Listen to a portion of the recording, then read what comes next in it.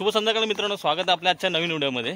तर गावी आहे आणि वाजले ते संध्याकाळचे 5 आणि फेरफटका मारण्यासाठी मी चाललो होतो आमच्या शेतावरती।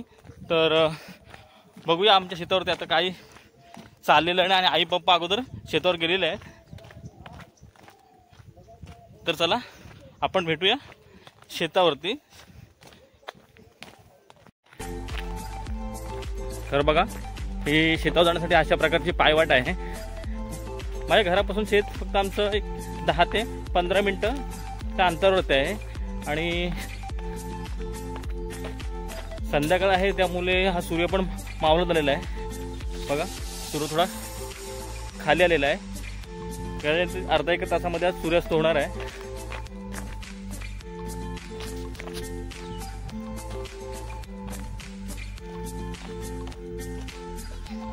हिवा ही दिव्या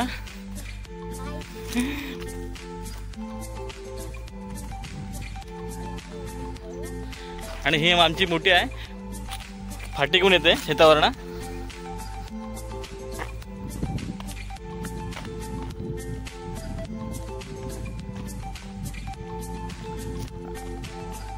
बघा थोडं पुढे आल्यानंतर अशा प्रकारची इकडे आंब्याची झाडांची बाग आहे आणि आता आंब्याचा सीझन असल्यामुळे सर्व झाडं ना मऊर आलेलं आहे आणि थोडी छोटी छोटी कैरी पण पकडलेली आहे। आणि हा आमचा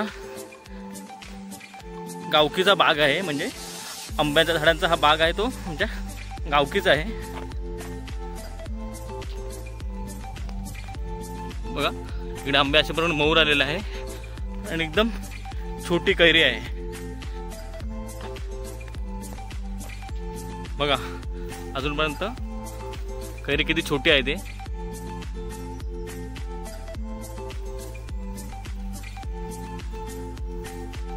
जवळजवळ हे आंबे तयार होण्यासाठी मला वाटते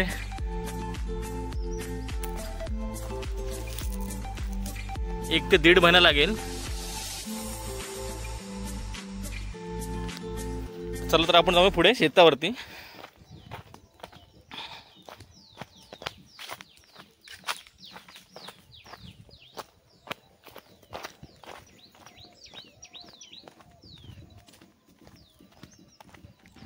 बघा ही इकडे आमच्या आंब्याची झाडं आहेत।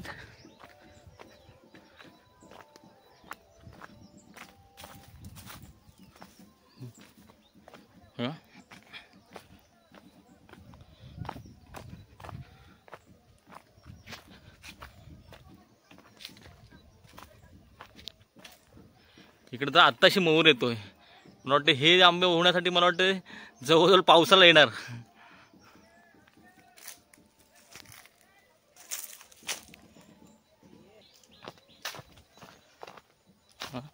शेतावर आलेलो आणि इकडे ऑलरेडी पप्पा आणि माझे मोठे काका म्हणजे आमचे अण्णा शेतावर आलेले आहेत। तर बघू शकता इकडे खरीप हंगाम संपल्यानंतर जो रब्बी हंगाम लागतो त्याच्यामध्ये आमच्याकडे इकडे असे पिके घेतले जातात। त्याच्यामध्ये हे आहे ते चवळीचे पीक, म्हणजेच ह्याच्यामध्ये चवळीच्या शेंगा आहेत आणि ही आमची आंब्याची झाडं।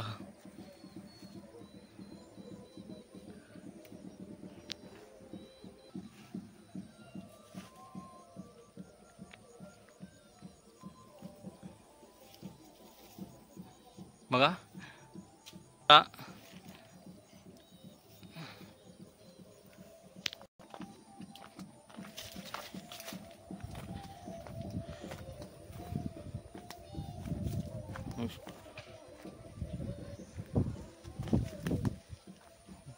बघा इकडे आहे ते घेवड्याच्या शेंगा, म्हणजे ही घेवड्याची रोपं आहेत। बघा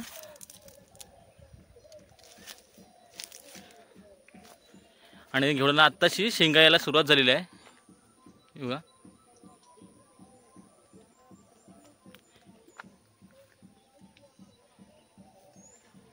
इकडे पण बघू शकता आता शेंगा पकडलेल्या आहेत थोड्या थोड्या। आणि जसा जसा मार्च एप्रिल मे जवळ येतो जातो त्यानुसार आमची ही विहीर आहे, छोटीशी ती आहे, अशा प्रकारे आटली जाते। आता विहिरीमध्ये पाणी एकदम थोडंच राहिलेलं आहे। आणि इकडे आमच्या पप्पांनी पपई, नारळ आंबे असे सर्वच लागवड केलेली आहे. छोट्याशा जागेमध्ये काही ना काही करण्याचा प्रयत्न असतो यांचा. आणि अशा प्रकारे इकडे या सर्व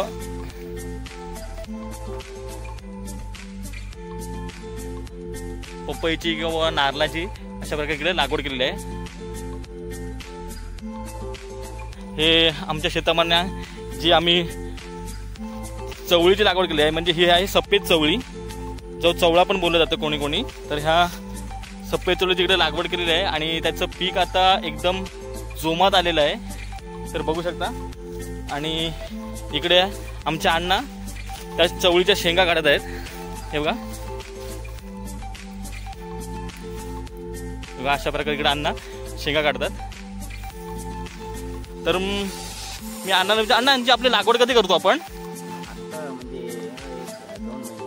2 महिने झाले. म्हणजे ह्याची लागवड जसं आपला भात शेतीचा हंगाम संपला जातो त्यानंतर त्वरित ज्यावेळी जमीन ओली असते त्याच्यामध्ये ह्या अशा चवळीची लागवड केली जाते. आणि अण्णा ह्या किती महिन्यामध्ये तयार होतात? 2 ते 2.5 महिन्यामध्ये ह्या शेंगा अशा तयार होतात. तर बघू शकता इकडे अशा प्रकारे साईटून हे कुंपण घातलेलं आहे. आणि हे कुंपणाचं एक वैशिष्ट्य आहे असं आहे की पहिलं हे कुंपण होतं ते झाडा किंवा झुडपाणी बांधलं केले जायचं. पण आता सध्या शेतकरी पण डिजिटल झाला आपला आणि त्याप्रमाणे त्यांनी आता हे कुंपणामध्ये पण चेंज केले आहेत. आणि कुंपणामध्ये सर्वीकडे अशा प्रकारे साड्यांचा वापर केला जातो. हे बघू शकता तुम्ही इकडे संपूर्ण अशी साडी जे हे कुंपण घातलेलं आहे. आणि बघा इकडे आमचे अण्णा आता ह्या शेंगा काढत आहेत. आमच्याकडे ह्या शेंगांना मागणी खूप असते. तसं अण्णा किती किलो जातात ह्या आता शेंगा? या किलो म्हणजे 80 रुपये किलो जातात. 80 रुपये किलो आहे सध्या ह्या शेंगांचा भाव. आणि चवळी आहे आणि 100 रुपये किलो. आणि अण्णा सांगतात की जर सुकवून जर ह्याची चवळी बनवलं म्हणजे चवळी बनवली तर ते जवळजवळ 100 रुपये ते 120 रुपये किलोनी भावाने जातात.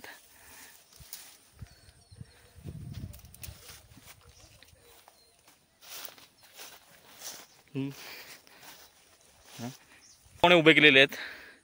तर बघू शकता तुम्ही की अशा प्रकारे हे शेताच्या मध्ये असे हे बुजगावणे असे उभे केलेले आहेत. खास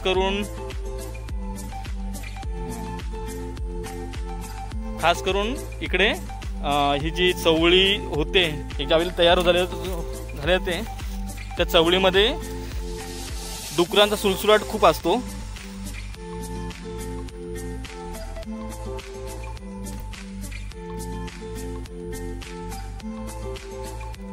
तर ह्या डुकरांच्या सुलसुलाट म्हणजे हे डुकरं ह्या चवळीचा खूप नाश करतात. आणि ही जे आलेलं पीक असतं ते पूर्ण असं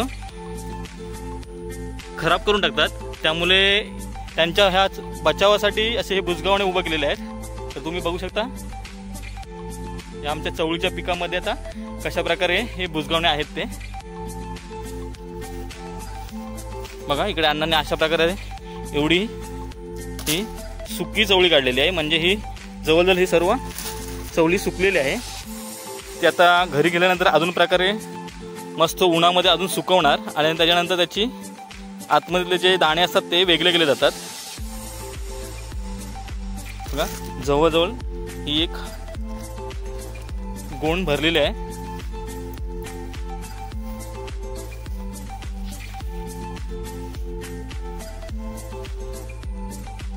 बघा काय किती प्रमाणात आता म्हणजे इथं खूप प्रमाणात अशी ही शेंगा आलेल्या आहेत. म्हणजे ही चवळी आलेली आहे.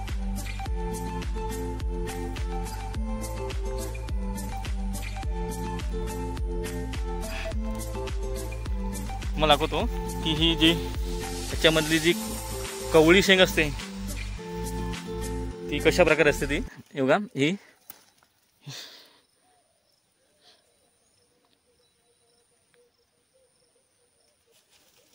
आणि इकडे अण्णा बघा कशा प्रकारे ह्यांची शेंगांची काढणी करतात. ते म्हणजे शेंगा कशा त्या एक एक अशा वेगळ्या करतात. त्या अशा प्रकारे जे सुकलेल्या शेंगा असतात त्या वेगळ्या करतात. आणि ज्या ओळ्या शेंगा आहेत त्या खास करून आम्ही अशा घरी घेऊन गेल्यानंतर बॉईल करून खातो म्हणजे शिजवून खातो. आणि काही काही शेंगा त्या आम्ही भाजीसाठी पण यूज करतो. तर हे आमचं शेत आणि आमच्या शेतावरती आता हे सेकंड पीक आहे, जे म्हणजे आमची भात शेती संपल्यानंतर आमच्याकडे अशा प्रकारचे हे पीक घेतलं जातं.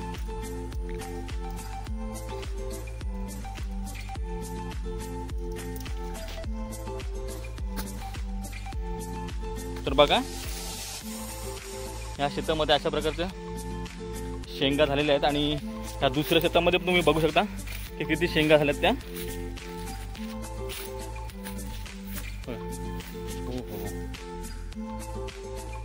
पूर्ण आमचं शेत आहे ना ते शेंगाने भरलेलं आहे.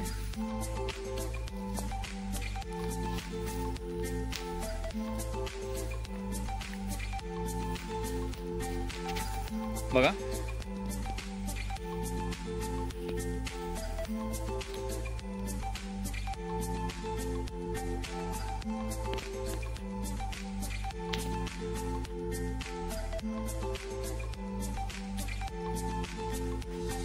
आणि इकडे सूर्यास्त आता जवळजवळ होणारच आहे.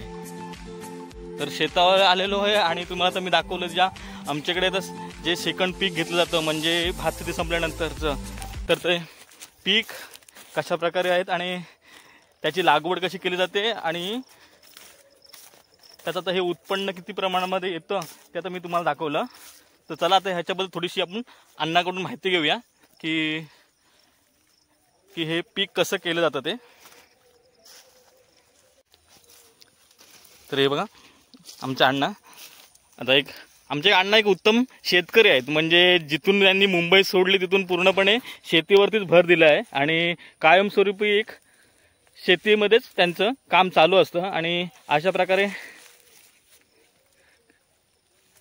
ही शेती त्यांनी बघा कशा प्रकारे केलेली आहे ती आणि हे त्यांचं पीक. तर अण्णा किती वर्षापासून शेती करता तुम्ही? 25-30 वर्षापासून आहे. नंतर 25 ते 30 वर्ष पण ते अण्णा शेती करत आहेत. आणि आपलं हे भाताचं लागवड संपल्यानंतर आपण हे पीक घेतो ना? हो, भाताची लागवड झाल्याच्या नंतर ही लागवड. हां हां, म्हणजे त्याला भाताची शेती संपल्यानंतर आम्ही हे पीक घेतो. ह्याच्यामध्ये मेहनत खूप आहे ना आपल्याला? मेहनत जास्त आहे तेच. आणि खास ह्याच्यामध्ये कुठलं हे पडतो आपल्याला, म्हणजे डुकरांचा सुळसुळाट खूप आहे ना? म्हणजे डुकर जास्त आहे. मग तुम्ही काय बंदोबस्त करता यासाठी? बंदोबस्त काय, आटोम बॉम्ब. म्हणजे आटोम बॉम्ब म्हणजे तुम्ही रात्री येता? रात्री येतो. ओके ओके, म्हणजे अण्णा रात्री येतात आणि रात्री इकडे जोरात आवाज करून हे आटोम बॉम्ब वाजवले जातात. त्यामुळे डुकरं असतात ती खास करून पळली जातात, म्हणजे पळतात, ती जवळ येत नाही यांच्या. नाहीतर मग जर असं काही केलं नाही यांचा बंदोबस्त तर ह्या जे पूर्ण पीक असतं त्या पिकाची पूर्ण नासाडी करतात आणि मग पिकामध्ये ह्या किंवा अशा शेंगा काही ठेवतच नाही. तर बघू शकता हे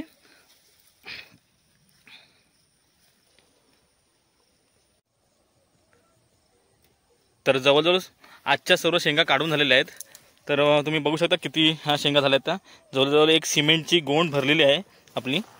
एवढ्या शेंगा माझ्या काकांनी म्हणजे आमच्या अण्णांनी काढलेल्या आहेत. हे बघा,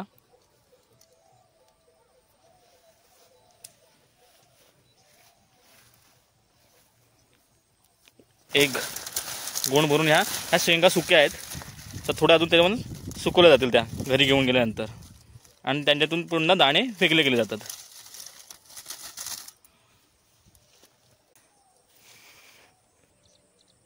तर शेतीमध्ये सर्व काही मिळतं त्याचं हे एक उत्तम उदाहरण आहे ते म्हणजे हे की शेतीमध्ये खास करून मेहनत असते, पण मेहनत केल्यानंतर पण अशा प्रकारे हे पीक घेतलं जातं की या पिकातून काही ना काहीतरी आपल्याला उत्पन्न मिळतंच. तर खरोखर सांगतो की खरंच शेती करा आणि शेतीला कधी विसरू नका किंवा शेती कोणाला विकू नका. आणि अशा प्रकारचं हे शेतीमधली माणसं किंवा ही शेतीमधली जी जाणकार माणसं असतात ती कधीच शेतीमध्ये काही कमी पडत नाही ह्याच उद्देशाने हे शेती करत असतात. आणि भले मन लावून आणि आपल्या जिद्दीच्या जोरावरती पूर्णपणे शेती करतात आणि अशा प्रकारचं हे उत्पन्न घेत असतात. तर खरंच सांगतो की तुम्ही कोणी शेती विकू नका, कारण शेतीतून कमी थोडं पण काही ना काहीतरी उत्पन्न मिळतं आणि ते खास करून आपल्या सर्वांच्यासाठी म्हणजे घरासाठी पुरेसे असतं. तर मित्रांनो, हाच माझा संदेश असेल ह्या व्हिडिओमधून. तर हा आजचा शेतावरचा व्हिडिओ आणि आमच्या शेतामध्ये घेतले जाणारे हे सेकंड पीक आणि त्याचा हा व्हिडिओ तुम्हाला कसा वाटला आणि याबद्दल तुमच्याकडे कुठली माहिती असेल या पिकांबद्दल किंवा हे पीक तुमच्याकडे जर घेत असणार आणि त्याच्याबद्दल काही माहिती असेल आणि तुम्हाला आणि या जे आमच्या शेतामध्ये डुकरं येतात त्याचा काही बंदोबस्त करण्यासाठी तुमच्याकडे काही आयडिया असतील तर तुम्ही मला नक्कीच कमेंट करून सांगा। आणि हा शेतावरचा व्हिडिओ तुम्हाला जर आवडला असेल आपल्या व्हिडिओला लाईक करा, शेअर करा आणि जर चॅनलवर नवीन असाल तर आपल्या चॅनलला सबस्क्राईब करायला विसरू नका आणि भेटूया अशाच नवनवीन व्हिडिओमध्ये। तर चला टाटा बाय बाय आणि इकडे एन्जॉय।